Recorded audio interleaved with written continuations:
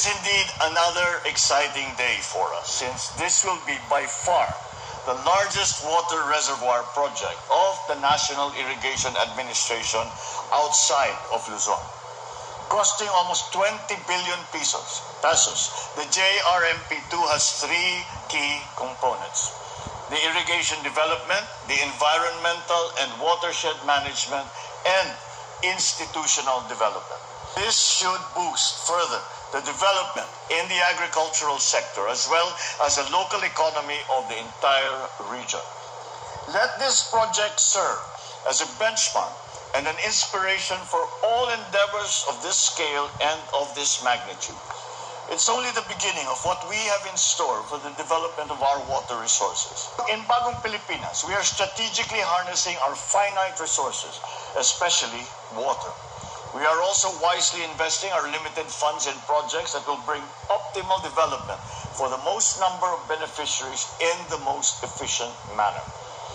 Our water development projects would not just bring irrigation or potable water to our people, but will also help address flooding, produce food, generate electricity, and develop tourism activities.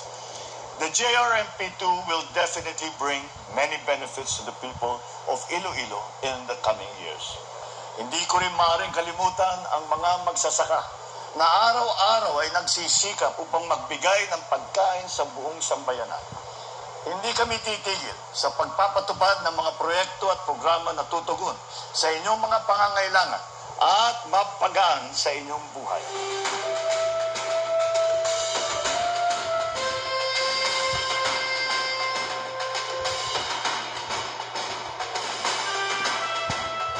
Malaki pong maitutulong sa amin as a farmer po. Kasi pag ma-open na po yung dam, makakandak po kami ng tatlong cropping for in a year at makadagdag po ito sa cropping intensity po ng mga farmer namin. Malaking maitutulong dito sa ikabubuhay namin, sir. Labis na salamat ng ating mga Irrigator Association at mga farmers beneficiaries sa ating mahal na Pangulo sa pagpagawa nito ng modernong at malaki na dam na kami dito sa Alaur Province, ang aming Irrigator Association ay beneficiaryo ng Sining Dam. So isa yung pribileyo na may bibigay sa aming mga magsasaka sa ilang kabuhayan.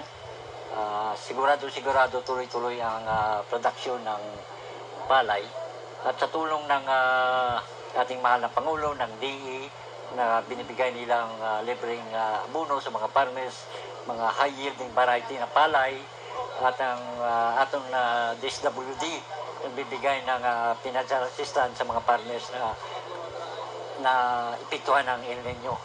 Natupad rin ang pangarap ng mga taga-Iloilo na mabigyan ng katotohanan yung pinapangarap na mabigyan kami ng irrigation sa buong probinsya ng Iloilo. So sa mahal na Pangulo, inuulit ko, napapasalamat kami sa kanya. Lahat ng mga farmers ng taga Iloilo, taos puso po nagpasasalamat sa kanya.